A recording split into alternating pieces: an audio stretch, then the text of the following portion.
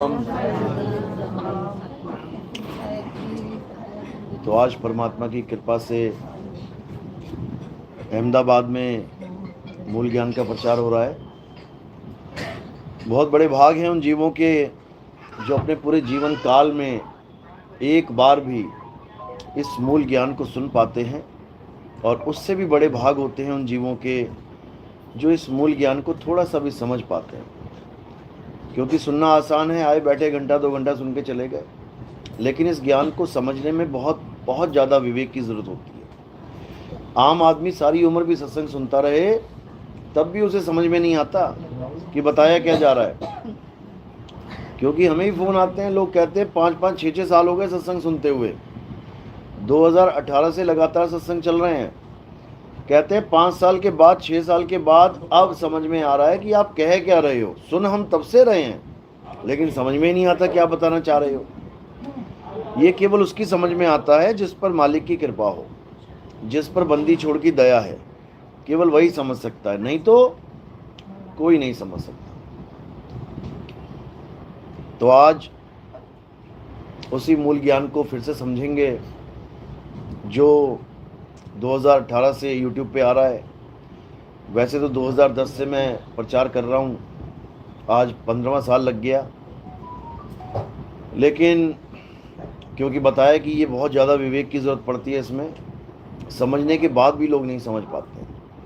लेकिन मालिक की दया हो जाए तो एक एक बात समझ में आने लग जाती है। समझने के बाद भी इसको धारण करना बहुत मुश्किल हो जाता है। क्यों? क्योंकि लोक लाज आ जाती है बीच में। आज तक बाबा जय गुरुदेव के चेले थे, आज तक राधा स्वामी के चेले थे, आज तक रामपाल जी के चेले थे, आज तक देवी देवताओं की पूजा करते थे, आज तक निरंकारी के चेले थे, आज तक सतपाल जी के चेले थे, अब नितिन दास के चेले बन गए। ये बहुत बड़ी दुविधा हो जाती है लोगों के मन में कि कैसे इसका सामना करेंगे। लेकिन जिसको मुक्ति से मतलब है, जिसको जन्म मरण से खेल खत्म करने से मतलब है, वो ना देखता कि लोग क्या कहेंगे, वो ना देखता दुनिया क्या कहेगी। उसको तो वो चीज़ चाहिए जिसके लिए उसने जन्म लिया है। इसी प्रकार जो विवेकी हंस होते हैं वो कभी लोकलाज को सामने आने ही नहीं देते, अपने जीवन में एंट्री मारने ही नहीं देते। साहिब समझा रहे हैं, ये तो घर है प्रेम का, खाला का घर नहीं।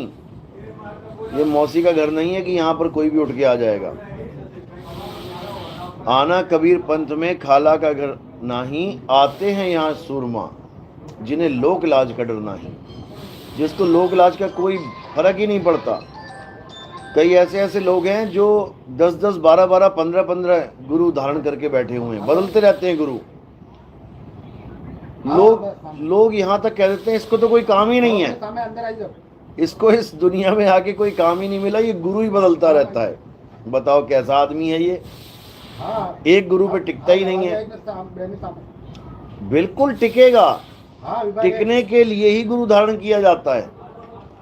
लेकिन टिको वहां जहां सत्य हो, नहीं तो गुरु कई आएंगे और कई जाएंगे आपके जीवन में। जहां पर सत्य, जहां पर सच्चे शब्द का भेद आपको समझाया जा रहा है, वहां टिकना है। उससे पहले कई गुरु आएंगे मंत्र जंतर देने वाले। तो यही कबीर साहब समझा रहे हैं कि जब लग मिले नहीं शब्द वो सांचा, और तब लग गुरु करो 10 पांचा। बस इसकी को समझ लो, यहीं पे आपकी मुक्ति होगी जब शब्द सांचा आपको समझ में आ जाएगा। तो आज उसी सच्चे शब्द की महिमा गाएंगे, और सत्संग शुरू करने से पहले मालिक के नाम पे जयकारा लगाएंगे, और फिर सत्संग को आगे बढ़ाएंगे।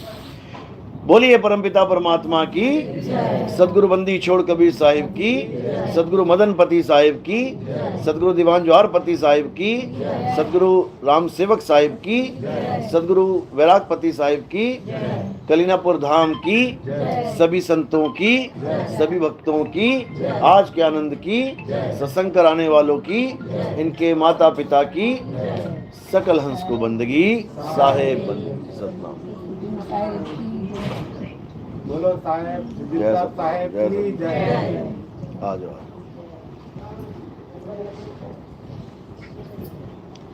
तो ये जो मूल ज्ञान है इसको अच्छे से समझना है हमने, और जो नए भगत आए हैं वो भी अच्छे से समझें। जीवन केवल एक ही है आपके पास, ये कुछ साल बचे हैं आपके, बस आधे से ज़्यादा जीवन निकल चुका है। अब इन कुछ सालों में क्या करना है हमने? अब हमने सत्य को खोजना है। जिस सत्य को खोजने के लिए बड़े बड़े ऋषि मुनि अपना घर बार छोड़ के जंगल में चले गए। महात्मा बुद्ध जैसे देख लो, अपने पिता को, माता को, बीवी को, बच्चे को, सबको सोता हुआ छोड़ दिया और कहाँ चले गए? जंगल में। क्या ढूंढने के लिए? सत्य को ढूंढने के लिए, कि मुझे सत्य मिल जाए। क्या है सत्य? अब सत्य जंगल में थोड़ी नहीं पड़ा था कि किसी पेड़ के नीचे सत्य पड़ा है उसको जाके मिल जाएगा। लेकिन सत्य उसको अपने शहर में भी नहीं मिला, क्योंकि अगर शहर में मिल जाता तो जंगल ना जाते। तो जंगल में क्यों गए? क्योंकि पहले यही चलता था कि जिसको भक्ति करनी है जंगल में जाए। सारे ऋषि मुनि पीर पैगंबर कहाँ मिलते थे? जंगलों में भक्ति कर रहे हैं। सारे तपस्वी जंगलों में मिलते थे। तो जिसको भी लगता था कि हाँ परमात्मा पाना है, सत्य को पाना है, वो कहाँ का रुख कर लेता था? जंगल का। उसे कोई ना कोई मिल ही जाता था कहीं ना कहीं बैठा, उसी की सेवा करने लग जाते थे, उसी से दीक्षा लेके उसी को गुरुकुल बना लेते थे। तो वो सत्य जिसको हम जंगल में जाके ढूंढ रहे थे, संतों ने बताया कि वो सत्य जंगल में नहीं है, वो तुम्हारे पास है और तुम्हें घर बैठे मिल जाएगा। कब मिलेगा? जब तुम्हें कोई भेदी गुरु मिल जाएगा। जपी तपी सन्यासी नहीं, नाम जपने वाले, तपस्या करने वाले, घर बार छुड़वा देने वाले, ये कुछ कैटेगरी अलग है, ये ज्ञान कुछ अलग है। और आत्मा का ज्ञान, आत्म ज्ञान, ये कुछ अलग है। जब तब व्रत पूजा पाठ में हम किसी और को इष्ट बना के, किसी और को देव बना के, किसी और को भगवान बना के हम पूजा करते हैं। और आत्मज्ञान में हम किसी की भी पूजा नहीं करते। आत्मज्ञान में किसी दूसरे का नाम भी नहीं लेते। आत्मज्ञान में क्या लेते हैं? हम अपना ज्ञान लेते हैं, अपना निज अनुभव लेते हैं, अपने निज स्वरूप का ज्ञान लेते हैं। हमें किसी और से मतलब ही नहीं रह जाता। कोई कहे राम जी की पूजा, श्याम जी की पूजा, हनुमान जी की पूजा, मतलब ही नहीं रह गया इनसे। जो कर रहा है करने दो उसको, क्योंकि वो किसको पाना चाहता है? वो शरीरों को पाना चाहता है। राम जी के शरीर की पूजा क्यों कर रहे हैं लोग? ताकि राम जी मिल जाए। कृष्ण जी के शरीर की पूजा क्यों कर रहे हैं? ताकि कृष्ण जी मिल जाए। तुम्हें शरीर के साथ जोड़ा ही नहीं जाएगा, तुम्हें शरीरों की पूजा में उलझाया ही नहीं जाएगा। तुम्हें किसके साथ जुड़ना है? तुमने उस परम तत्व के साथ जुड़ना है जिसको आत्म देव कहते हैं। देवों के देव महादेव आत्म देव, यानी ब्रह्मा जी, विष्णु जी, शंकर जी, ये सब किसकी वजह से चल रहे हैं? आत्म देव की वजह से। सारे कार्य किसकी वजह से सिद्ध हो रहे हैं? आत्म देव की वजह से। लेकिन हम आत्म देव को ही भूले बैठे हैं और बाकी सबको देव बना दिया। हमने पत्थरों को देव बना दिया, हमने पानी को देव बना दिया, हमने अग्नि को देव बना दिया, हमने वायु को देव बना दिया, हमने हर बंदे को देव बना दिया। लेकिन हम जिसको असली मायने में देव कहें, देवों के देव, महादेव, आत्मदेव, उसको हम जान ही नहीं पाए। बस यही हमारे जीवन की सबसे बड़ी भूल है। इस संसार में अगर इंसान ने सबसे बड़ी भूल की है तो केवल क्या की है? खुद को नहीं जान पाया और जन्म बर्बाद कर लिया। सबसे बड़ी भूल है ये। तुम लाखों करोड़ों रुपए कमा के कहीं रख के भूल जाओ ना, इसके सामने वो तुच्छ नहीं है, एक चरणों की धूल का कण भी नहीं है। करोड़ों रुपया तुम भूल जाओ कहीं रख के, तुम्हें लगेगा बहुत बड़ा नुकसान हो गया, लेकिन हमारी नजर में वो बिल्कुल भी नुकसान नहीं है। हमारी नजर में नुकसान कब है? जब ये इंसान जन्म तुम्हारा बर्बाद हो गया, सबसे बड़ा नुकसान है, इससे बड़ा इस दुनिया में कोई नुकसान हो ही नहीं सकता। एक इंसान जन्म बर्बाद होने का मतलब है 1,84 बार जन्म लेके मरना। सोचो, एक गलती केवल, कहते ना मेरी एक गलती माफ कर दो, चल ठीक है तेरी एक गलती माफ कर दी, ये तो माफ भी ना होती, ये तो तुम ये भी नहीं कह पाओगे कि मेरी एक गलती माफ कर दो। ये गलती ही एक मिलती है करने को, दो का तो ऑप्शन ही नहीं है। 1,84 भुगत के पौ पे अटके आए, और अब की पासा ना पड़ा तो फिर 84 जाए। वहां ये नहीं चलेगा अरे एक चांस और दे दो मुझे, पासा सही नहीं पड़ा, पासा नहीं पड़ा, चल बेटा पासे खेल तू 84 में जाके, अब पता लगेगा तो ये 84 का जाल क्या होता है। अब कोई कृष्ण जी नहीं बचाने वाला, कोई राम जी नहीं बचाने वाला, कोई हनुमान जी नहीं बचाने वाला, कोई भोले शंकर ना बचाने वाला, कोई दुर्गा माता नहीं बचाने वाली। अब 84 की टिकट कट गई तो कट गई। अब शंकर जी बैल बना के ऊपर तो बैठ लेंगे, लेकिन कहो कि नंदी को मुक्त कर दें, और मुक्ति उनके बस की बात नहीं है। गणेश जी बन के चूहे को साइड में तो रख लेंगे, चल भैया तू भी 2 लड्डू खा ले मेरे साथ, लेकिन कहो कि चूहे को मुक्ति मिल जाए गणेश जी के साथ रह के, तो नहीं मिलने वाली है। समझ लो, दुर्गा माता के पास चले गए, शेर बना के ऊपर तो बैठ जाएगी, लेकिन कहो इस शेर की मुक्ति करवा दो, तो भैया मुक्ति वाला काम नहीं है अब यहाँ पे, अब तो 84 वाला काम है। तो मुक्ति कब मिलती है? हे अर्जुन, ये जो मनुष्य जन्म है, इस मनुष्य जन्म का प्रधान उद्देश्य जन्म मरण से मुक्ति है। लेकिन दुख के साथ ये कहना पड़ता है कि जो कृष्ण जी के भगत हैं, एस्कॉन वाले ले लो, गौड़ मठ वाले ले लो, वो कहते हैं कि मुक्ति सबसे तुच्छ चीज है। वो मतलब उल्टी गंगा बहा रखी है उन्होंने। वो कहते हैं मुक्ति तो महाबकवास चीज है, असली चीज क्या है? कृष्ण जी के साथ आओ, जन्मों जन्मों को उनके साथ रहो, उनकी सेवा करो, उनके साथ ग्वाल गोपाल बन जाओ, खेलो खाओ चले जाओ। इसको वो अच्छा मान के बैठे हैं। सोचो, और कृष्ण जी क्या कह रहे हैं कि हे अर्जुन, जो अपनी आत्मा में रमण करते हैं, जो अपनी आत्मा में तृप्त हैं, जो अपनी आत्मा में संतुष्ट हैं, ये नहीं कह रहे जो मेरे साथ संतुष्ट हैं, जो मेरी सेवा करने में संतुष्ट हैं, जो मेरी सेवा करने में तृप्त हैं, ऐसा नहीं बोल रहे वो कह रहे हैं जो अपनी आत्मा में रमण करते हैं। अध्याय 3 17वां श्लोक पढ़ो। जो अपनी आत्मा में रमण करते हैं, जो अपनी आत्मा में तृप्त हैं, जो अपनी आत्मा में संतुष्ट हैं, उनके लिए कोई धार्मिक कर्म कर्तव्य लागू नहीं होता। वो मेरी एक बार भी पूजा ना करे। अभी कल सत्संग हुआ था आनंद में, वहां पर बाबा जी बैठे हुए थे, कहते आपने सत्संग तो बहुत बढ़िया किया, लेकिन आपने 18वें अध्याय का वो श्लोक नहीं बोला जिसमें वो कहते हैं कि हे अर्जुन तू मेरी शरण में आ जा। मैंने कहा फिर आपने सुना क्या? 1 घंटे तक शरण ही तो बता रहा था मैं, किसकी शरण में जाना है। 1 घंटे तक मैं आत्मा आत्मा आत्मा आत्मा आत्मा, अचल आत्मा, अडोल आत्मा, परम आत्मा, कितने नामों से मैंने उसके बारे में जिक्र किया कि आत्मा की शरण में चले जाओ। आत्मा यानी अडोल आत्मा, जीव आत्मा नहीं। इतना सब समझाने के बाद तुम फिर कृष्ण जी पे आके अटक गए, उनके शरीर पे आके अटक गए कि कृष्ण जी की शरण में जाओ। अरे कृष्ण जी शरीर है ही नहीं। कृष्ण जी ने कितनी बार बोला गीता में, हे अर्जुन मैं अजन्मा हूं, मेरा कभी जन्म नहीं होता, मेरी कभी मृत्यु नहीं होती। तो तुम कैसे कृष्ण जी को शरीर बना के बैठे हो? मेरा जन्म नहीं होता, मेरी मृत्यु नहीं होती, कहते हैं वो बिना माँ बाप के आए थे, चलो ठीक है मान लिया, बिना माँ बाप के आए थे ठीक है, और जब गए थे तो क्या हुआ? तो पैर में तीर लग गया, तो मृत्यु हुई कि नहीं हुई? तो तुम कैसे कह रहे हो कि मैं अजन्मा हूं? अजन्मा का मतलब होता है जिसका जन्म ना हो, और जिसका जन्म नहीं होता उसकी मृत्यु भी नहीं होती। तो यहां तो मृत्यु हो गई ना, यहां तो तीर लग गया ना। फिर तुम कैसे कह सकते हो कि कृष्ण जी शरीर हैं? वो लोग शरीर को अजन्मा मानते हैं कि कृष्ण जी का जो शरीर है वो अजन्मा है। अरे अगर वो अजन्मा है तो मृत्यु को कैसे प्राप्त हो गया?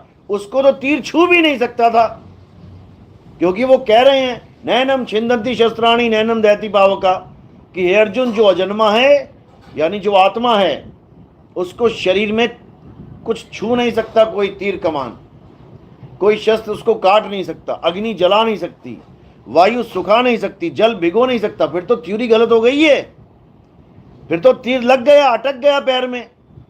अगर ये शरीर अजन्मा है तो उसमें तीर कैसे छू गया, ये बताओ।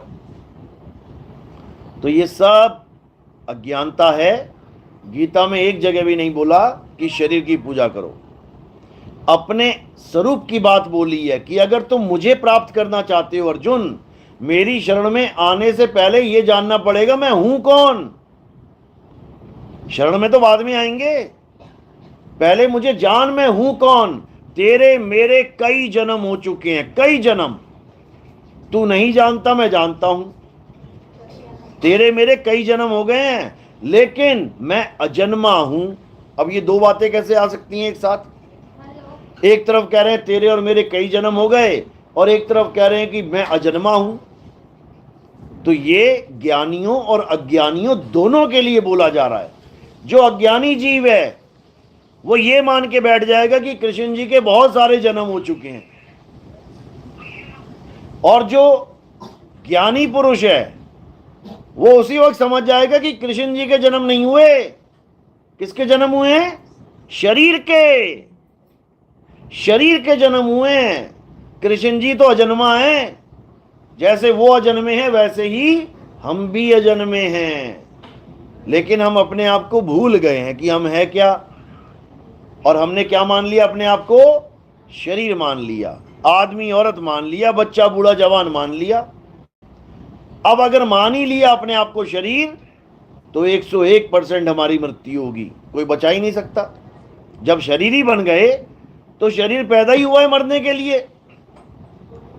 तुम्हारे घर में बच्चा पैदा हुआ, ये तुम्हें लग रहा है कि वो बच्चा इंजीनियर बनने के लिए पैदा हुआ, डॉक्टर बनने के लिए पैदा हुआ, या कोई बड़ा आदमी बनने के लिए पैदा हुआ। ये हमें पता है कि वो मरने के लिए पैदा हुआ है। ये इंजीनियर, ये डॉक्टर, ये एक्टर तो रोटी खाने के धंधे हैं, खाने कमाने के धंधे हैं। ये कोई रिक्शा वाला बन के रोटी खा रहा है, कोई डॉक्टर बन के रोटी खा रहा है, कोई इंजीनियर बन के रोटी खा रहा है, कोई ठेकेदार बन के रोटी खा रहा है, कोई मोची बन के रोटी खा रहा है। ये तो रोटी खाने के धंधे हैं। असल में उसका जन्म क्यों हुआ है? मरने के लिए। किसान खेत में फसल क्यों उगाता है? क्यों उगाता है? उसको काट के खाने के लिए, ताकि उसको काटें और खाएं। नहीं तो क्यों उगाएगा वो? तुमने आम का पेड़ उगाया किस लिए? खाने के लिए। तुमने गोभी, भिंडी, मिर्ची, अदरक, जो भी तुमने खेत में उगाया, किसके लिए? खाने के लिए। इसी प्रकार इस दुनिया में जो भी पैदा हो रहा है, जो भी, किस लिए? खाने के लिए। इसीलिए कबीर साहब समझा रहे हैं, 3 लोक एक जेल है, और पाप पुण्य 2 जाल। सारा जग भोजन बना, और खाने वाला काल। काल ही खाता है सबको, लेकिन उसका चेहरा एक नहीं है कि तुम कहोगे हाँ ये काल खा रहा है। सारे मुंह उसी के मुंह हैं, सारे दांत उसी के दांत हैं, सारे चेहरे उसी के चेहरे हैं। वो ऐसे खाता है पता भी नहीं लगने देता। खाता वो खुद है, और तुम्हारे सिर मड़ देता है कि तू खा के आया। सुबह सुबह नाश्ता करके आए सारे? हाथ खड़ा करो, किसने नाश्ता किया? एक ने भी नहीं किया है। कौन करके आ रहा है? एक काल करके आ रहा है। एक काल नाश्ता करके आ रहा है, और दोपहर का अंदर किचन में खाना भी बना रहा है। ये काल है भाई, ये तुम नहीं हो। तुम तो एक दाना नहीं खा सकते, तुम तो एक घूंट पानी नहीं पी सकते। ये सारा भोजन कौन कर रहा है? ये काल कर रहा है। तो इसी काल को समझना है। ये खाता पीता डकार मारता खुद है, लेकिन तुम्हारे सिर पे बोझा ला देता है, तू खा के आया, तू खा के आया, तू खा के आया। और तुम भी कहते हो हाँ मैं खा के आया, मैं खा के आया। आजा बेटा फिर। खा के आया तो अब किसी का ग्रास बन भी। तो इसी को समझना है। गरीबदास जी महाराज ने कलम तोड़ रखी है काल के ऊपर। काल काल सब कोई कहे, काल न चीने कोई, उपजी उपजी बाजी काल है, जानत ना ही कोई। कहते हैं उपजी बाजी, जो चीज पैदा हो गई वो काल है। जो भी पैदा होगी वो काल है। और उस काल को कौन खाएगा? जो उससे पहले पैदा हो गया है। जंगल में शेर पैदा हुआ, उसके बाद हिरण पैदा हो गया। अब काल काल को खात है। अब ये काल ही काल को खा रहा है। और ये जीव बेचारा ये समझ ही नहीं पा रहा है कि कहां फंस गया मैं। तो इन दोनों को समझना पड़ेगा। ओहम क्या है? काल है। और सोहंग क्या है? जीव है। इसी को समझना है। ओहम काया मर मरी जाए, और सोहंग फिर गोता खाए। बस इसी को समझना, ये तत्व ज्ञान है। और जब मंत्र ज्ञान में आ जाओगे तो ये ओहम और सोहम क्या बन जाता है? ये मंत्र बन जाता है। लोग तत्व को भूल जाते हैं कि ओम क्या है, सोहम क्या है, मंत्रों को पकड़ के बैठ जाते हैं। ओम सोहम जप रहे हैं, उसी को सतनाम बना दिया इन लोगों ने। तो ये बर्बाद कर दिया इन लोगों ने जीवन लोगों का। अब ये आबाद कैसे होगा? जब तुम तीनों तत्वों को जान जाओगे। तीनों तत्वों को कौन कौन से? एक ओहम, एक सोहम और एक सत्य कबीर। इसीलिए वाणियों में आता है ओहम सोहम सत्य कबीरा। तीनों का जिक्र आ जाता है। यानी गीता में भी आया है। गीता में कैसे आया है? शर पुरुष, अक्षर पुरुष, उत्तम पुरुष। अध्याय 15 में तीनों पुरुषों का जिक्र है। ये ओम सोम सत्य कबीरी है। ओहम यानी काया, सोहम यानी अविनाशी जीव, और उत्तम यानी सत्य परमात्मा। लेकिन इसकी थ्योरी समझना इतना आसान नहीं है। बड़े बड़े बाबा फेल हो गए। बड़े बड़े बाबा इसको मंत्र बना के जप के चले गए 84 में, लेकिन तत्व ज्ञान को प्राप्त नहीं कर पाए। तत्व ज्ञान अलग है, मंत्र ज्ञान अलग है। ओहम सोहम तत्व विचारा, लिखा है ज्ञान गुदड़ी में। ओहम सोहम तत्व विचारा, बंक नाल में किया संहारा, मन को मार गगन चढ़ जाई, और मान सरोवर बैठ ना आई। वहां पर ये नहीं बोल रहे कि ओहम सोहम मंत्र विचारा। क्या विचारा? तत्व विचारा। मंत्र कौन विचारेगा? जो मंत्रों का ज्ञाता होगा, जपी, जो मंत्रों में तुम्हें उलझाएगा। और तत्व विचारा कौन करवाएगा? तत्वदर्शी संत, जिसके बारे में गीता में बताया जाता है कि हे अर्जुन, अगर तुम सत्य को प्राप्त करना चाहते हो, सत्य को, ओम सोहम नहीं, ओम सोहम तो तुम हो ही हो। ये क्या बैठा हुआ है सामने? ओम सोहम। ओम क्या है? काया। सोहम कौन है? जीव।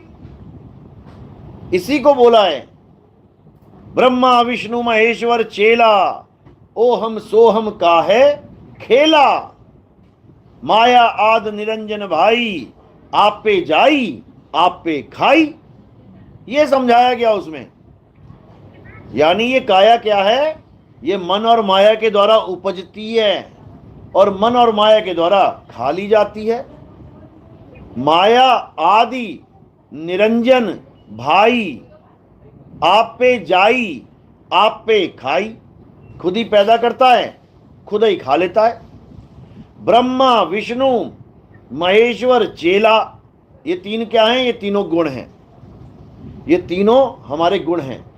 काया पैदा होती है, काया पलती है, काया का नाश हो जाता है। ये हो गए ब्रह्मा विष्णु महेश्वर चेला। ओहम सोहम का है खेला।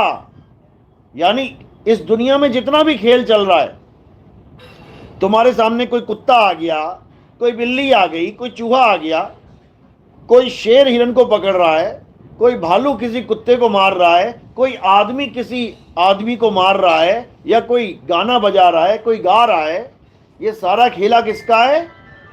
ओहम सोहम का है खेला। यानी शरीर को कौन नचा रहा है? ये जीव नचा रहा है। ये सारे खेल कौन खेल रहा है? ये ओम और सोहम का ही खेल चल रहा है। आप कौन हो तत्व ज्ञान में? ओम सोहम। मैं कौन हूं? ओम सोहम। आप कौन हो? ओम सोहम। हम सब कौन है? ओम सोहम। ओम यानी हमारी काया, सोहंग यानी हमारा जीव। ओ हम काया मरी मरी जाए, सोहंग फिर गोता खाए। हम सबके शरीर मर जाएंगे और सोहंग जो जीव है वो गोता खाएगा 84 में। अब क्या करना है? ओहम सोहम तत्व विचारा। विचार लिया ना, क्या है ओहम क्या है सोहम। जपने की जरूरत नहीं है, जपने की जरूरत नहीं है, वो तुम पहले से ही हो। ओहम सोहम तत्व विचारा, बंक नाल में किया समारा, मन को मार गगन चढ़ जाई। अब यहां पर फिर दो तत्वों का भेद है। मन को मार गगन चढ़ जाई, यानी एक तत्व क्या है? मन भी एक तत्व है, इसको कैसे मारेंगे? और गगन चढ़ जाए, गगन पे चढ़ के क्या मिलेगा? वो भी एक तत्व है, उस तत्व को पाना है। वो ओम और सोहंग से ऊपर है। ओम क्या है? काया। जीव क्या है? सोहंग। तो मन क्या है? जो मन है वो ओम सोहंग के बीच में खेलता है, वो वही खिला रहा है दोनों को, समझ लो। यानी जीव को और शरीर को ये मन ही नचा रहा है। जो मन कर रहा है ये खेल चल रहा है। अब इसके ऊपर क्या है? मन को मार गगन चढ़ जाई, मान सरोवर पैठ नहाई। वहां पे तुम्हारा स्वरूप बदल जाएगा, यानी तुम्हें अपना असली स्वरूप मिलेगा। अभी तो नकली मान के बैठे हो, ये मान के बैठे हो, तुम हो नहीं। वहां पर जाके क्या होगा? वहां पर जाके जितना भी तुम मान के बैठे हो, मैं ये हूं, मैं ये हूं, मैं ये हूं, सब खत्म हो जाएगा। फिर ना तुम ये हो ना तुम वो हो। तुम क्या हो? तुम परम शुद्ध चैतन्य आत्म स्वरूप हो। वहां पे तुम्हें तुम्हारा स्वरूप ज्ञान मिल जाएगा। उसी स्वरूप ज्ञान को निहित तत्व ज्ञान कहते हैं। वो निहित तत्व है, पांचों तत्वों से परे छठा तत्व। इसीलिए कबीर साहब ने बोला, कहते जैया जन्म मुक्ता हता और तैया हता न कोई, छठी तुम्हारी है जगह और तू कहां चला भिगोए। यानी तू अपने छठे तत्व में विराजमान था, लेकिन ऐसी माया का खेल बुन दिया कि वापिस आ गया 5 में, उसी में उलझ पुलझ के मर जा रहा है। और ये सारा खेल कब खत्म होगा? जब तुम्हें स्वरूप ज्ञान देने वाला गुरु, तुम्हें स्वरूप का बोध कराने वाला गुरु तुम्हारे जीवन में आ जाएगा। तो कह रहे गुरुआ तो घर घर फिरे। कौन से वाले? ये मंत्र देने वाले। गुरुआ तो घर घर फिरे, कौड़ी केर 50, अपने रूप की खबर नहीं और शिष्य करण की आस। अपने रूप की खबर नहीं है उसे कि मेरा स्वरूप क्या है। वो खुद को भी आदमी मान के बैठा है और तुम्हें भी आदमी औरत मान के बैठा है। वो खुद को भी एक शरीर मान के बैठा है और तुम्हें भी सारी उम्र शरीर बना के रखेगा। खुद को शक्ल बना के दीवार पे चिपकवा देगा, लगा देगा फोटो बढ़िया, और कहेगा इसकी आरती करो।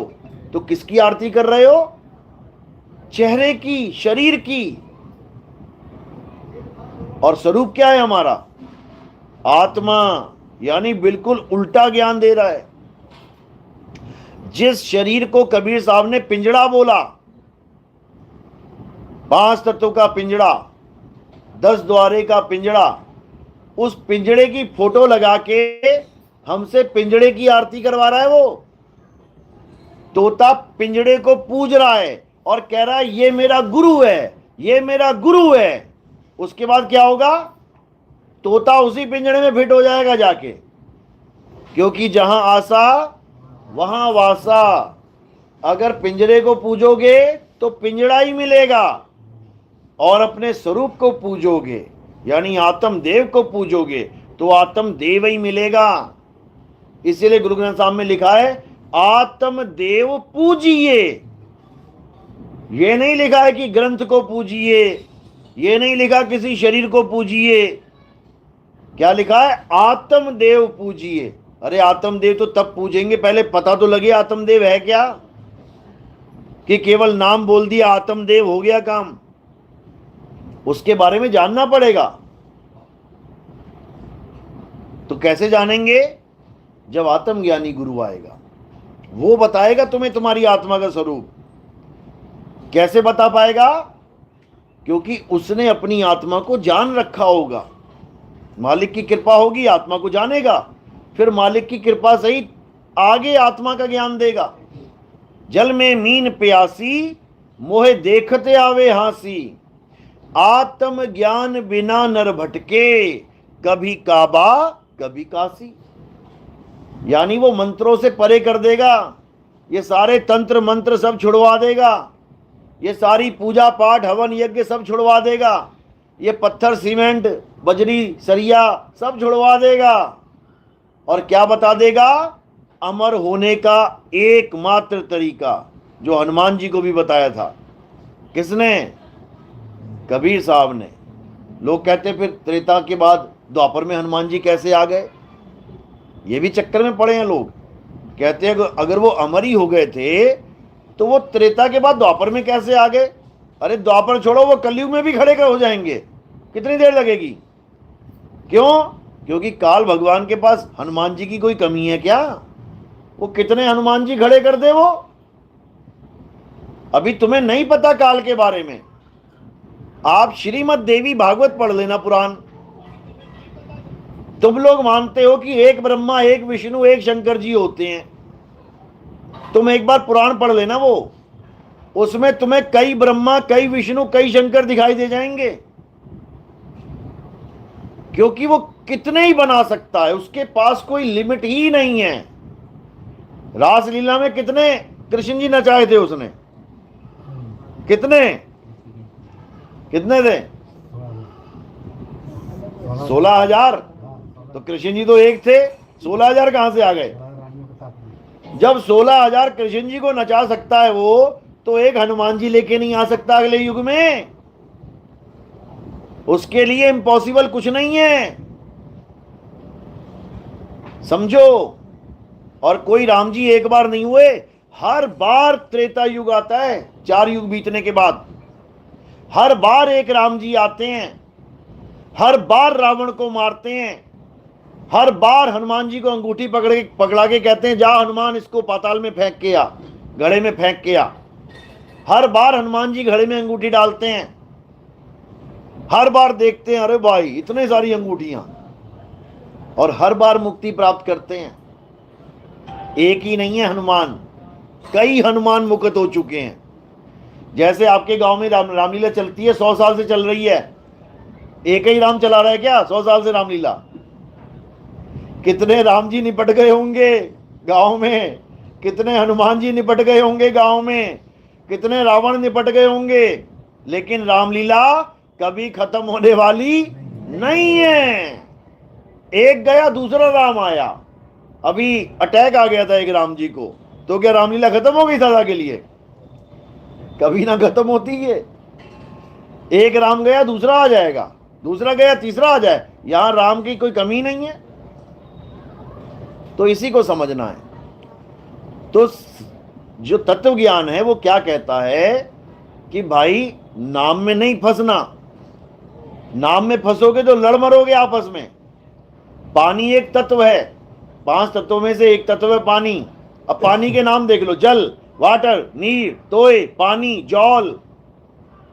अब अगर तुम पानी तत्व को छोड़ के तुम नाम के चक्कर में पड़ गए तो लठ बजेंगे, तो सिर फटेंगे और हॉस्पिटल में बेड भरेंगे।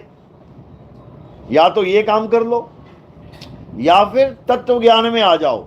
ले भैया तू भी पानी पी ले, ला ये मैं वाटर पी लेता हूं। ले भैया तू जल पी ले, तू नीर पी ले, भाई तू ही पी ले। फिर झगड़ा खत्म हो जाएगा। हिंदू मुस्लिम सिख ईसाई का झगड़ा कभी खत्म हो ही नहीं सकता। जबकि ये पंथ किसने चलाए हैं? धर्मात्माओं ने चलाए हैं। धर्मात्माओं के पंथ में भी दुरात्मा बैठे हुए हैं जो कभी किसी को एक नहीं होने देना चाहते। चलाए धर्मात्मा नहीं है। कौन सा पंथ है बताओ नहीं चलाए धर्मात्मा ने? अच्छी अच्छी आत्माओं ने ये पंथ चलाए हैं।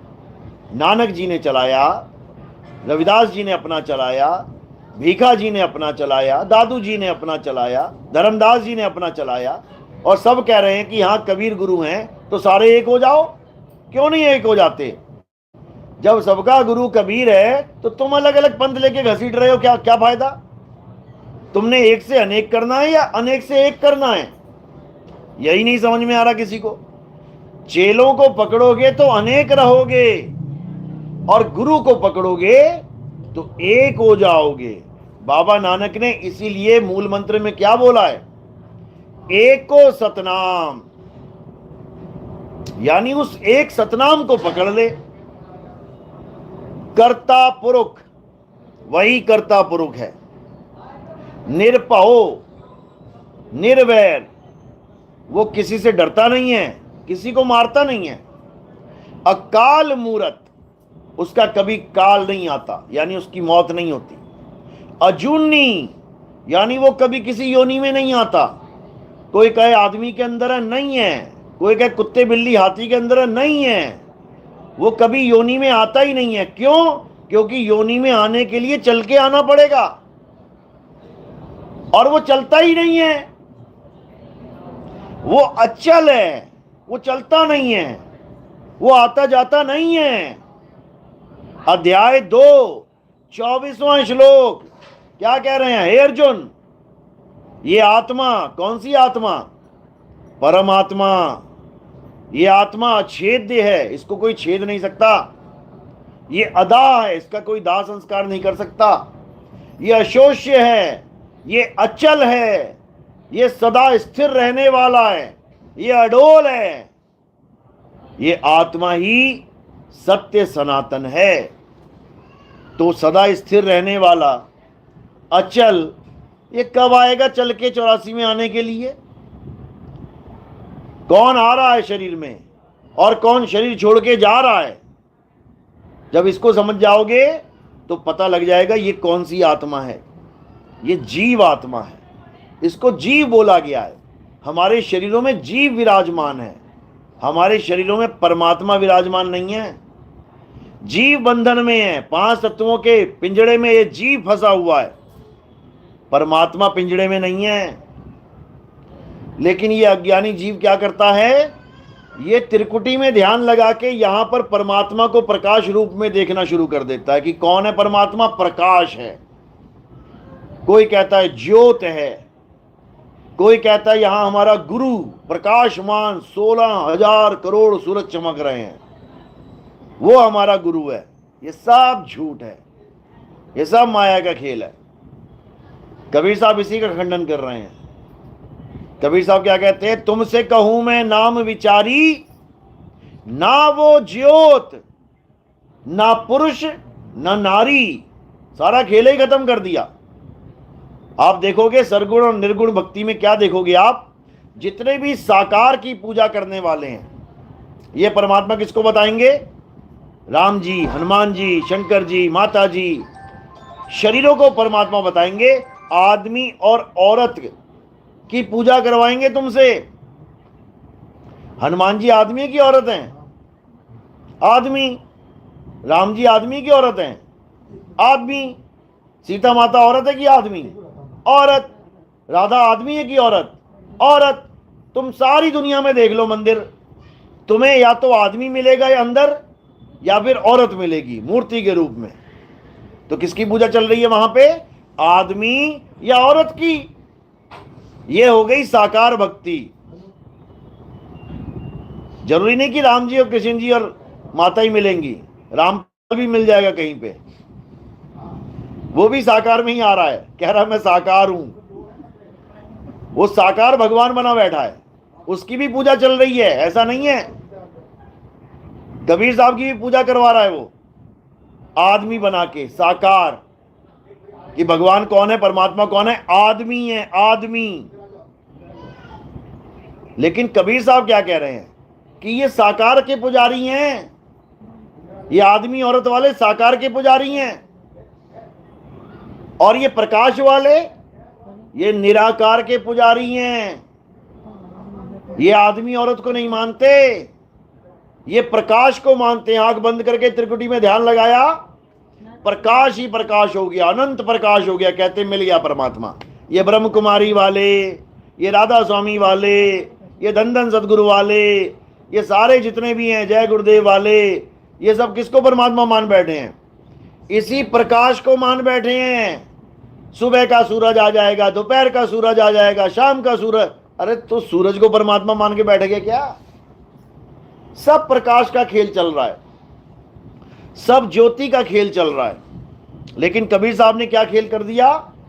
खेल के साथ भी खेला कर दिया उन्होंने।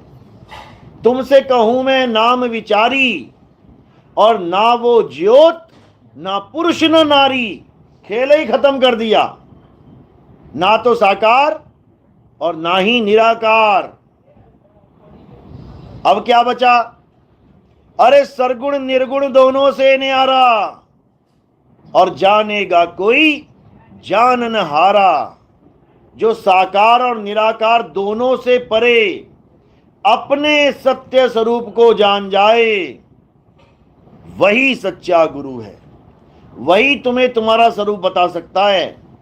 नहीं तो 84 के धक्के पक्के हैं। और ये नहीं केवल चेलों को, गुरु भी खाएगा धक्के। कह रहे हैं झूठा गुरु अजगर बना, और 184 जाए। सारी संगत चींटी बनी, तोड़ तोड़ के खाए। ऐसी दुर्गति हो जाएगी, हालत खराब हो जाएगी सबकी। अभी गिर जंगल में गए थे हम लोग, देखो हिरणों का हाल क्या है। वो एक हिरण भागता भागता एकदम फुल स्पीड में, उससे तेज उसका छोटा बच्चा, शायद पड़ा होगा जानवर कोई पीछे, एकदम क्रॉस की गोली की तरह।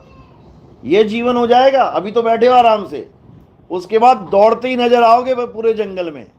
वो जीवन अच्छा है कि ये अच्छा है? तो इसमें कुछ करना है। अच्छा तो है, बिताना थोड़ी नहीं है।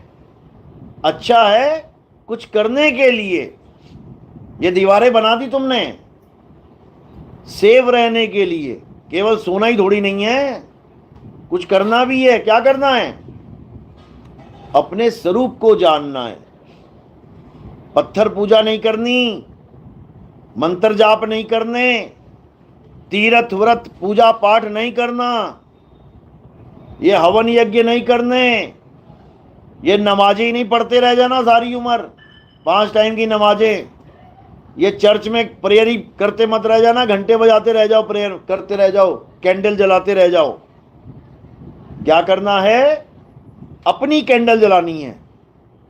अपो दीपो भवा, अपना दीपक स्वयं बन जाओ। अपना दीपक स्वयं कैसे बनेंगे? अपने आप को जान के।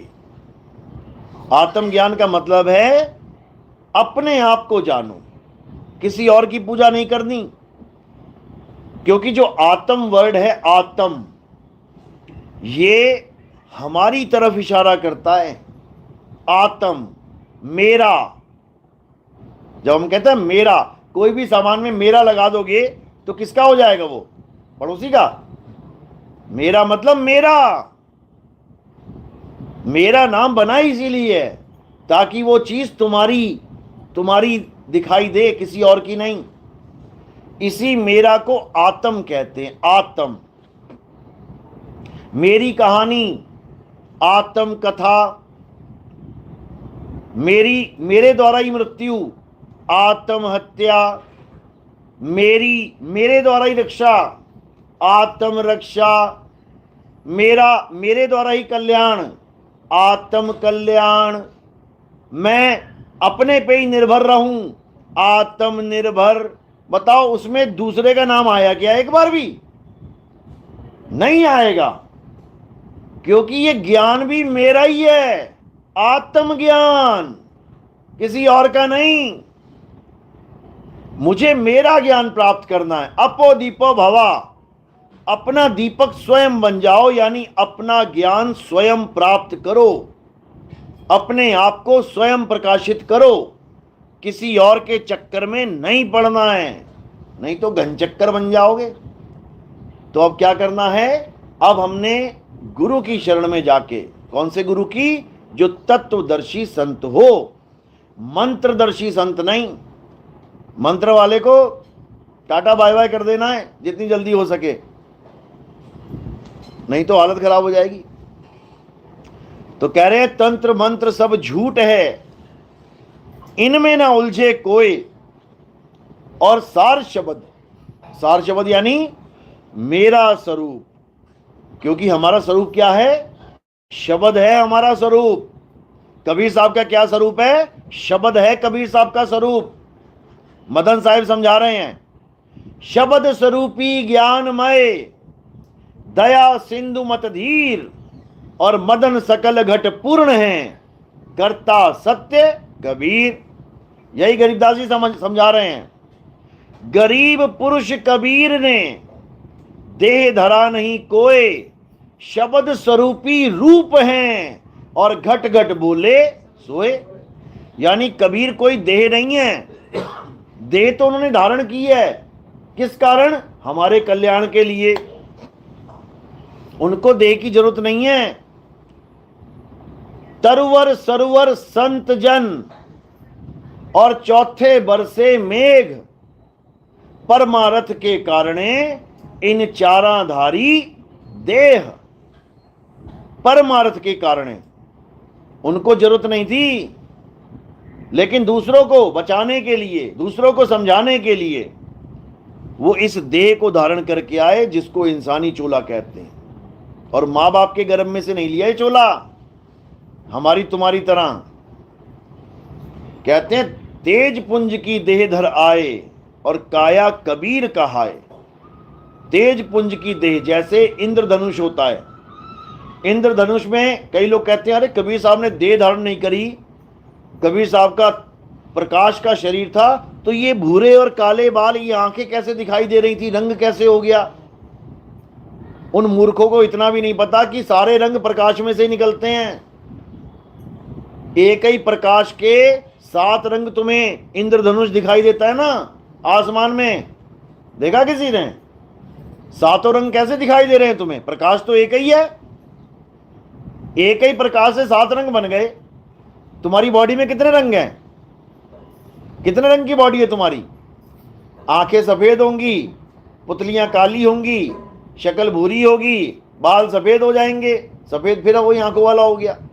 2-4 गुलाबी चीजें हैं, होंठ गुलाबी, गाल गुलाबी, पर 2-4-5 रंग में खत्म हो जाएगा तुम्हारी सारी कहानी। जब वो एक प्रकाश 7 रंग में खेल खेल रहा है, तो यहां पर अनंतों रंग बना दे। मालिक के हाथ में क्या कुछ नहीं है? क्या केवल 7 ही रंग है दुनिया में? अभी तुम रंग की हिस्ट्री तुम्हें पता नहीं है। कभी जाना पेंट वाले के यहाँ, जो दीवारों पे पेंट करते हैं ना, ऐसे ऐसे नाम बता देंगे, तुम कहोगे ये कौन सा रंग है भाई? रंगों में रंग मिला मिला के वो रंग बना देते हैं। तो ऐसे ही बहुत से रंग हैं, तुम नाम धर के तो रखो एक बार, तुम्हारे नाम खत्म हो जाएंगे, रंग खत्म नहीं होंगे। तो मालिक की मौज है, वो कितने ही रंग धारण कर सकता है। तो जो शरीर था वो कबीर साहब का, वो माँ बाप के द्वारा पैदा किया शरीर नहीं था, वो तेज पुंज का शरीर था, प्रकाश रूप का शरीर था। उसी से पूरी लीला करी है उन्होंने। लेकिन लीला करने का मतलब ये नहीं कि उन्होंने अपना शरीर पुजवाया। शरीर धारण करके उन्होंने शरीर छुड़वाया। वो कहते रहे तू नारी नहीं, तू पुरुष नहीं, तू आत्मा है। अपने आप को आत्मा करके जानो। शरीर क्या है? 10 द्वारे का पिंजरा। 10 द्वारे का पिंजरा, तामे बोले पौन, रहीबे को अचरज है, उड़े सो अचरज कौन। कहते हैं जितने भगवान तुम सोच रहे हो ना, राम जी खड़े हैं, हनुमान जी खड़े हैं, शंकर जी, ये पिंजड़े खड़े हैं, पिंजड़े, ये जेल हैं। ये सारे पिंजड़े क्या हैं? जेल हैं। 5, 25, 3 का पिंजड़ा, वाह में तुमको राखे हो, और तुमको बिसर गई सुध घर की। एक तो यही घर बना दिया उसने पिंजड़े वाला। तोते का घर क्या होता है? या तो पिंजड़ा होगा, या फिर वो आसमान में उड़ेगा, आसमान उसका घर है। दो ही घर हैं, या तो जेल में बैठोगे तुम, या तुम अपने घर में पहले बैठे हुए थे, पुलिस वाले आगे पकड़ के जेल में ले गए। दो ही घर हैं, या तो बाप का घर या यमराज का घर। यमराज के घर में बैठे हुए हो, बाप के घर का एड्रेस मिल नहीं रहा है। दो ही घर है, दो ही घर है। तो जो यमराज का घर है वो कच्चा घर है, ये है यमराज का घर। और जो बाप का घर है वो पक्का घर है, वहां पे यमराज की दाल नहीं गलती। वहां काल भगवान का खेल नहीं है, वहां मौत नाम की कोई चीज नहीं है। और रामपाल जी जैसे लोग क्या कहते हैं कि नहीं, काल भी अंडे में से पैदा हुआ, कहां, सतलोक में। अरे सतलोक में जन्म मरण होता ही नहीं है, अंडे में से कहां से आ गया काल भगवान? किसने दिया अंडा? भगवान ने अंडा दिया था क्या? तो ये सब एक खेल खिलौने हैं, ये सब समझाने के तरीके हैं, उस परम तत्व को समझाने के तरीके हैं। ये बताया गया कि काल भगवान पैदा हो रहा है यानी नासवान है, लेकिन तू अविनाशी है। ईश्वर अंश जीव अविनाशी। काल भगवान अंडे में से पैदा हुआ, तुम कैसे पैदा हो गए? तुम क्यों नहीं अंडे में से पैदा हुए? तुम्हारे बारे में भी लिख देते ही काल भगवान से पहले तुम लोग अंडे में से पैदा हुए। काल स्पेशल अंडे में से आ रहा है। कौन सा अंडा था भैया? मुर्गी का अंडा, बत्तख का अंडा, हाथी का अंडा। ये सब खेल खिलौने, ये सब कहानियां हैं। कबीर साहब समझा रहे हैं, धर्मदास ये जग बौराना, कोई न जाने पद निर्वाणा, यही कारण हम कथा पसारा। ये जितनी कथा बताई मैंने अनुराग सागर में, इसका कारण क्या है? क्योंकि कोई तत्वज्ञान समझ ही नहीं पा रहा है। तत्वज्ञान नहीं समझ पा रहा है तो कहानी ज्ञान बताना पड़ रहा है।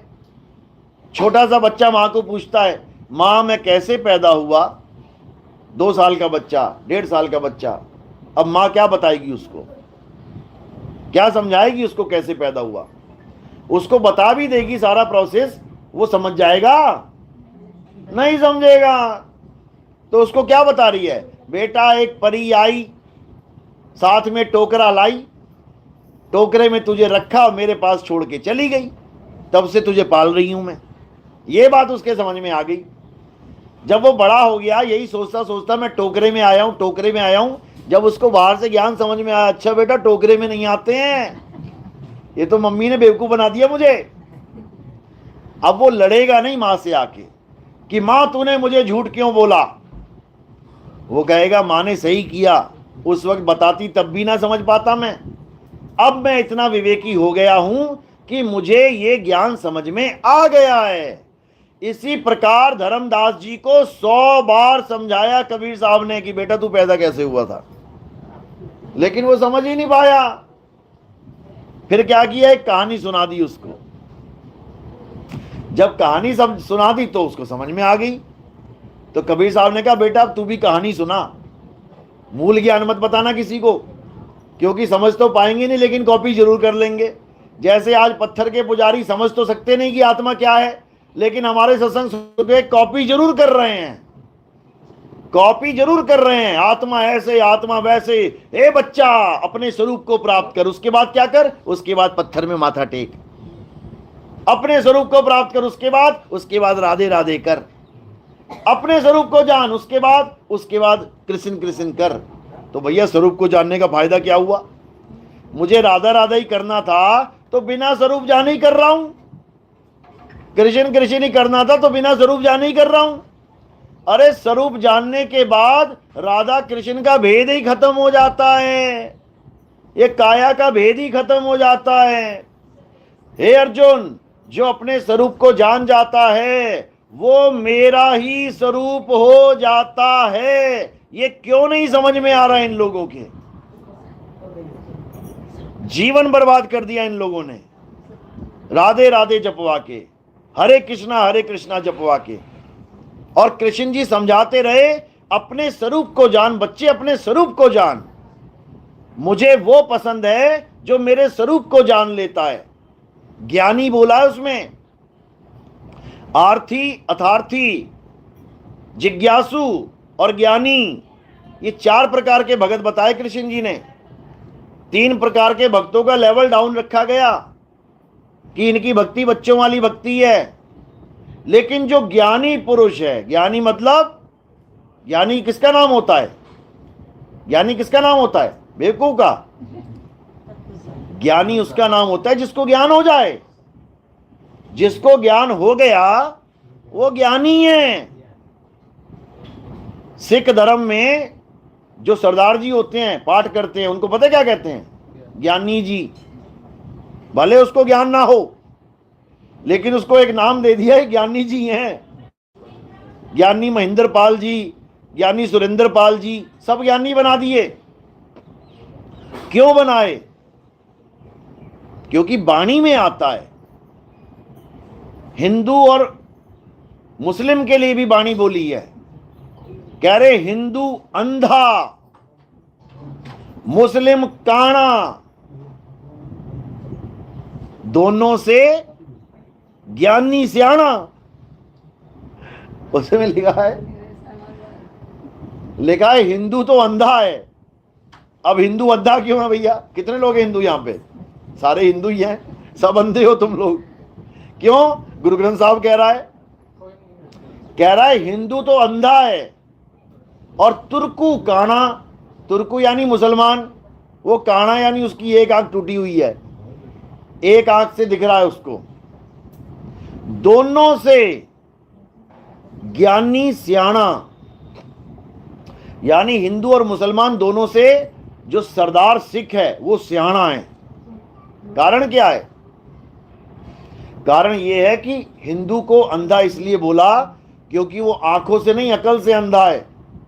जो एक पत्थर को भगवान मान बैठा है, जो पत्थर खुद मूर्ति बना के उसको भगवान मान लेता है, सोचता है ये भगवान मेरी रक्षा करेंगे, जबकि भगवान के मंदिर में चोरी हो जाती है। अपना मंदिर ना बचा पा रहा जो, वो पत्थर को तुम भगवान मान बैठे हो। इसलिए हिंदू को गुरु ग्रंथ साहब में लिखा है कि हिंदू अंधा। लेकिन जो मुस्लिम है, तुर्कू, वो काना, यानी उसकी दो आंख तो ठीक नहीं लेकिन एक जरूर ठीक है, एक से देख रहा है वो। इसका मतलब आधा ज्ञान तो उसको हो गया बढ़िया से। क्या ज्ञान हो गया उसको? कि पत्थर की पूजा नहीं करनी है, बुत परस्ती नहीं करनी है, बुत की पूजा नहीं करनी है। आधा ज्ञान हो गया। लेकिन अल्लाह है क्या, खुदा है क्या, वो वाले ज्ञान की आंख बंद हुई पड़ी है। आधी आंख बंद है उसकी, यानी सत्य को तो नहीं देख पा रहा है, असत्य को अच्छे से समझ रहा है देख के कि ये हिंदू पूरा ही अंधा हुआ पड़ा है, इतना तो दिख रहा है उसको। लेकिन खुदा को देखने वाली आंख फूटी हुई है। कह रहे फूटी आंख विवेक की, और लखे न संत या संत, और जाके संग 10-20 हैं वाह को नाम महंत। यही समझाया जा रहा है कि वो वाली आंख फूटी हुई है। अब वो आंख कैसे मिलेगी? यह भी लिखा हुआ है गुरु ग्रंथ साहब में, गीता में भी लिखा हुआ है। कहते हिंदू अंधा, तुर्कू काना, दोनों से ज्ञानी सियाना। गीता में भी यही बोला है कि जो ज्ञानी पुरुष है वो मुझे अत्यंत प्रिय है, वो मेरा ही स्वरूप है। और जो बाकी तीन हैं, ये ढोल नगाड़े बजा के चले जाएंगे 84 में, हरे कृष्णा हरे राम जपते जपते चले जाएंगे 84 में। वो बाबा कह तो रहा, एक कहता है वृंदावन में उनकी गलियों में जो सुअर और कुत्ते हैं उनको तुम ऐसे ही मत समझ लेना, वो परम हंस हैं जो राधा राधा कृष्ण कृष्ण करके चले गए। चले कहां गए? कुत्ता और सुअर बन के आ गए। ये खुद उस बाबा ने बोला है जो वृंदावन में बैठा हुआ ज्ञान बांट रहा है, चोरी का माल बांट रहा है और बल्ले बल्ले करवा रहा है अपनी। बड़े बड़े लोग आके उसको मिल रहे हैं, सोच रहे हैं ये बाबा जी का अपना ज्ञान है। चोरी का ज्ञान है ये, चोरी का। जैसे तुम्हारा कोई 9 लाख का हार चोरी करके चौक पे दुकान लगा ले, क्या देखो कितना बढ़िया हार, अरे क्या बात है, चोरी का है, चोरी का। यहां तो भीड़ लगा लेगा, वहां कैसे लगाएगा भीड़? वहां भेड़ बनेगा, भीड़ नहीं लगेगी, भेड़ बन जाएगा वहां पे। यानी 84 में जाएगा। जो खुद अपने मुंह से स्वीकार कर रहा है कि राधे राधे करने वाले बड़े बड़े परमहंस कुत्ता और सुअर बन के वृंदावन की शोभा बढ़ा रहे हैं। बताओ, शोभा बढ़ा रहे हैं कि गू खा रहे हैं? भाई सुअर क्या खाता है? जो तुम लैट्रिन करते हो वो खाता है। तो परमहंसों को लैट्रिन खिला दी इस बाबा ने, और सोच रहा है कि मैंने बहुत बड़ा डायलॉग मार दिया, बर्बाद कर दिया तुमने ये जन्म अपना, और उन परमहंसों का बर्बाद हो गया जन्म, जो कुत्ता और सुअर बन के वृंदावन की गंदी गंदी नालियों में गंद खा रहे हैं। हमारे पंथ में ऐसी हालत नहीं होगी किसी की। हमारे पंथ में क्या होगा? ज्ञानी बना दिया जाएगा। ज्ञानी का मतलब ये नहीं कि बहुत बड़े तुर्रम खान बन जाओगे तुम, 52 अक्षर वाले ज्ञानी। अरे पोथी पढ़ पढ़ जग मुआ, अब भयो ना पंडित कोई, एक के आखर पीव का, पढ़े सो पंडित होए।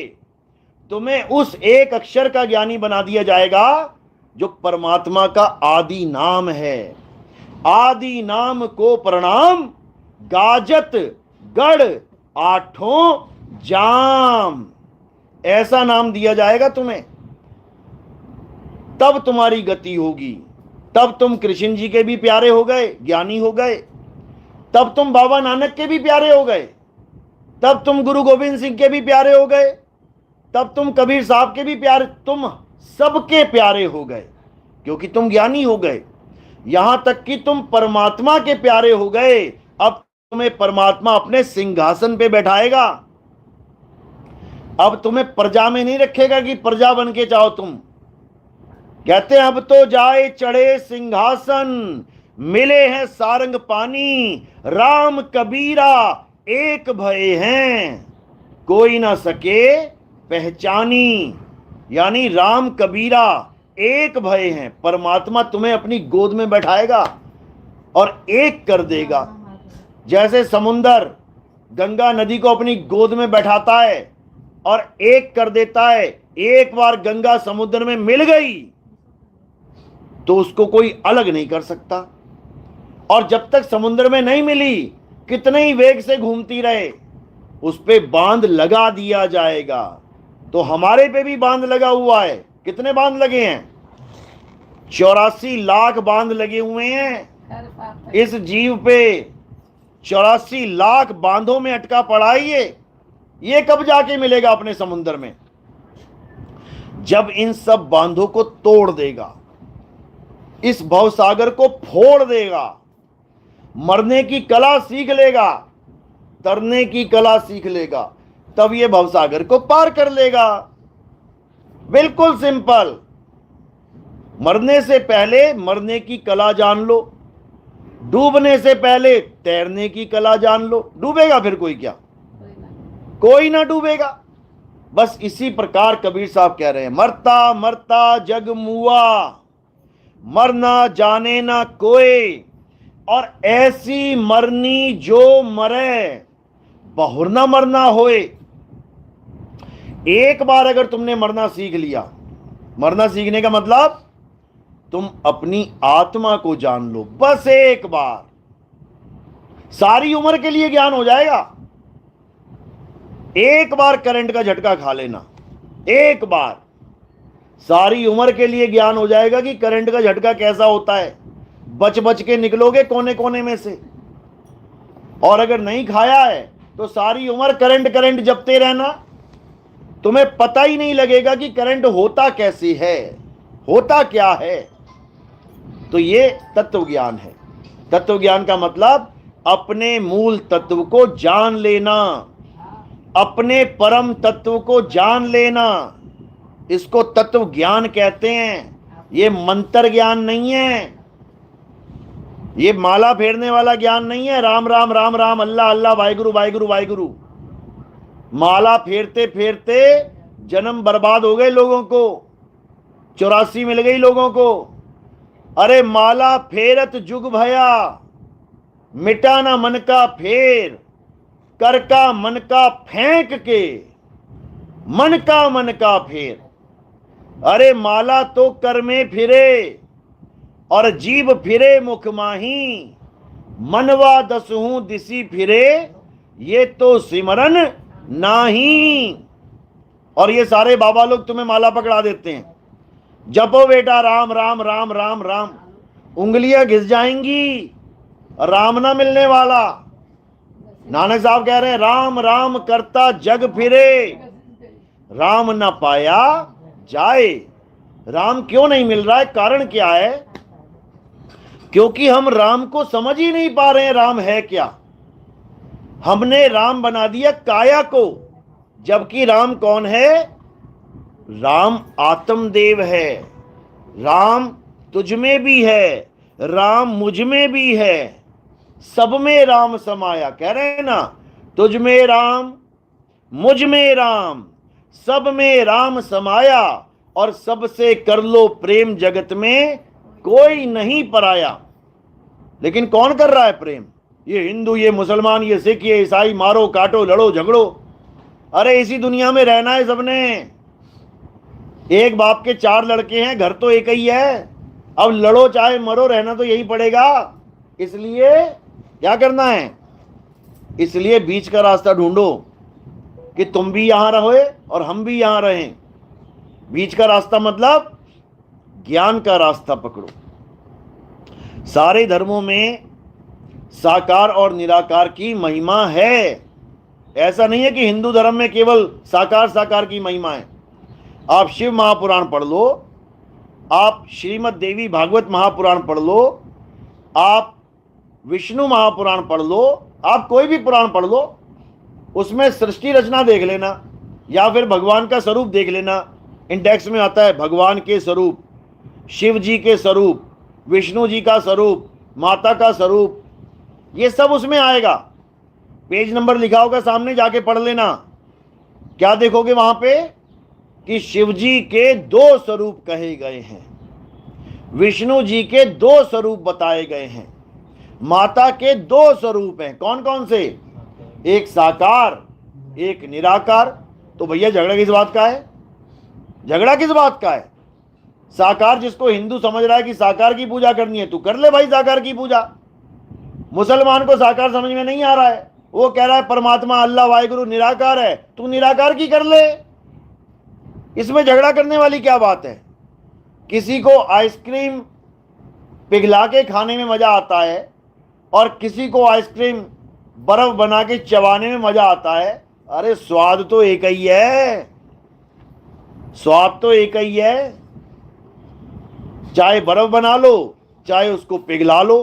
पिघला लिया तो निराकार हो गया और जमा लिया तो साकार हो गया। इसमें क्या बड़ी बात है? जानना उसको है जो साकार निराकार दोनों को जान रहा है, जो दोनों की गवाही दे रहा है।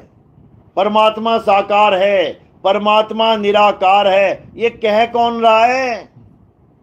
ये कह कौन रहा है? उसको जानना है। और जिस दिन उसको जान लिया, उस दिन सबको जान लिया। जिस दिन उस एक को जान लिया, उस दिन अनेकों को जान लिया। इसलिए साहिब ने बोला, एक है साधे सब सधे। तुम एक आत्मा को जान लो, तुमने राम को भी जान लिया, तुमने हनुमान को भी जान लिया, तुमने कृष्ण जी को भी जान लिया, तुमने शंकर जी को भी जान लिया, तुमने दुर्गा माता को, तुमने सबको जान लिया, बस एक खुद को जानने के बाद। इसलिए बोलते हैं कृष्ण जी गीता में, हे अर्जुन, जो अपनी आत्मा को जान लेता है, जो अपने सत्य स्वरूप को जान लेता है, केवल वही पुरुष मुझे जान पाता है। वो ज्ञानी पुरुष मुझे समझ पाता है, और बाकी लोग अज्ञानी जीव मुझे मनुष्य की तरह, आदमी की तरह, ये शरीरों को देख के मेरा स्वरूप मान लेता है। वो सोचता है कृष्ण जी कौन है? ये बांसुरी बजा रहा है। अरे कृष्ण जी बांसुरी नहीं बजा रहे हैं। कौन बजा रहा है? शरीर बजा रहा है बांसुरी। कृष्ण जी बांसुरी नहीं बजा रहे। कृष्ण जी तो एक आत्म तत्व हैं जो शरीर को जीवित करके बैठे हैं। तो समझ में तब आएगी बात मेरी, जब आत्म ज्ञान को प्राप्त करोगे। आत्मा के अलावा कोई सत्य नहीं है। इसको चाहे आज मान लो, चाहे कल मान लेना, चाहे अंत समय में मान लेना जब दुनिया छोड़ोगे, यही सत्य था, है और रहेगा, इसके अलावा और कोई सत्य नहीं है। बस इतना समझ लो। बात समझ में आ रही है? चलो अच्छी बात है, समझना है इसको और जानना है आत्म तत्व को। तो आज का सत्संग यही समाप्त करते हैं। बोले परमपिता परमात्मा की, सतगुरु बंदी छोड़ कबीर साहिब की, सभी संतों की, सभी भक्तों की, गुजरात वासियों की, सकल हंस की बंदगी, साहेब बंदगी, सतनाम। अब एमपी वाले ना सोचे कि एमपी वालों की जय नहीं, सबकी जय भाई, हिंदुस्तान की जय। सतनाम सतनाम साहिब। अब आरती का समय। आरती कैसे करते हैं समझ लो। थोड़े से फूल उठाने हैं और मेरे सिर के ऊपर रख देने हैं। सिर के ऊपर क्यों रखते हैं? क्योंकि हमारे यहाँ आरती किसी काया की, किसी मूर्ति की, किसी फोटो की, कैलेंडर की, फ्लैक्स बोर्ड की नहीं होती। हमारे यहाँ आरती किसकी होती है? हमारे यहाँ आरती आत्मदेव की होती है, आत्मा की आरती होती है। अब आप सोचेंगे आत्मा की आरती कैसे होगी? मेरे पास आत्मा है, पक्का है, थैंक यू। अब इसी आत्मा की आरती होगी जो आत्मा इतनी देर से तुम्हें ज्ञान समझा रही थी। कौन सा वाला? आत्म ज्ञान। क्योंकि आत्मा ही आत्म ज्ञान दे सकती है और कोई नहीं दे सकता। मन मन का ज्ञान देगा, तन तन का ज्ञान देगा और आत्मा आत्मा का ज्ञान देगी। तो उसी आत्मा की आरती होगी। हमारे यहाँ संतों को आत्मा करके माना जाता है, शरीर करके नहीं माना जाता। संत हमारी आत्मा, हम संतन के जीव, और संतन हम में रमी रहे, जीव माखन में घीव। तो हमारे यहाँ आत्मदेव की आरती होती है। अब आरती करेंगे और कोई प्रचार में कोई योगदान देना चाहेगा तो वो पैरों में रखना है। फूल सिर पे आते हैं और सेवा पैरों में आती है। सेवा क्यों लेते हैं हम लोग? हमने कोई अपना आश्रम नहीं बनाया, हमने कोई आश्रम नहीं बनाया, ना ही हमें आश्रम बनाना है। हमें कोई बड़े बड़े आश्रम, बड़े बड़े एसी, बड़े बड़े मार्बल के, ये बड़े बड़े चबूतरे, ये बड़े बड़े गुंबद सोने के, ये हमें नहीं चाहिए भाई, ये हमें नहीं चाहिए। पता नहीं कितने जन्म इस सोने चांदी में घूम के वापस आज यहाँ बैठे हुए हैं। हमें क्या चाहिए कि हर जीव, जितने भी दुनिया में लोग हैं, उन तक ये ज्ञान पहुंचाना है, चाहे उसके लिए कुछ भी करना पड़ जाए। तो जो आप लोग सेवा देते हैं, वो सेवा क्या करते हैं हम लोग? हम उस सेवा को टीवी चैनलों को पकड़ा देते हैं। हमारा जो प्रचार है वो टीवी में भी आता है। आप साधना टीवी देखेंगे, सुबह 6 बजे स्टार्ट कर लेना और 9:30-10 बजे तक आपको 5 बार दिखाई दूंगा मैं। क्या बताता हुआ? यही बताता हुआ, नाम मत जपो, नाम मत जपो, नाम मत जपो। और बाकी जो बाबा दिखाई देंगे सुबह से लेकर शाम तक, वो क्या बताएंगे? नाम जपो, नाम जपो, नाम जपो। यानी वो सुबह से शाम तक जो नाम जपो का नारा लगाएंगे, हम सुबह सुबह आते ही उस पर पोछा फेर देंगे। हम उन लोगों को जगा देंगे जो परमात्मा के विवेकी हंस है, लेकिन बुद्धू बने बैठे हैं इन बाबाओं के चक्कर में। जो चाहते तो परमात्मा को हैं, लेकिन इन बाबाओं के चक्कर में वो मंत्रों को पकड़ के बैठ गए हैं। वो पानी पीना चाहते हैं, लेकिन इन नकली गुरुओं के चक्कर में वो पानी पानी सुबह शाम जपने में लग गए हैं। माला तक पकड़ ली है, पानी पानी पानी पानी। अरे कितना ही पानी पानी जपता रहे।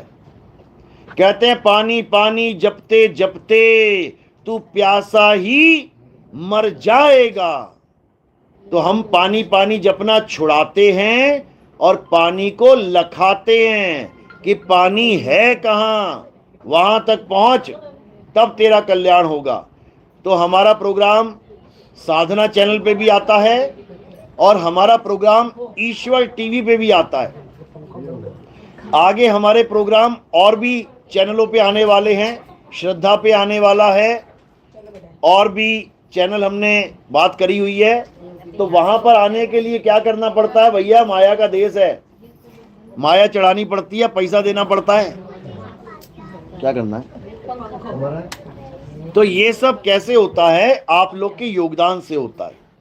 कई लोग कहते हैं नितिन दास ने आश्रम नहीं बनाया तो पैसे का क्या करेगा। टीवी खोल के देखो, पता लगेगा पैसे का क्या करना है।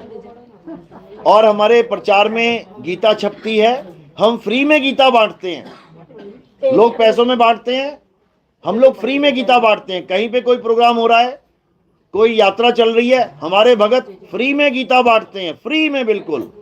तो ये पैसा कहां से आएगा? जनता का पैसा जनता में लगाना है। हमने अपना महल नहीं बनाना है, हम तो अपने महल छोड़ के आ रखे हैं मैदान में।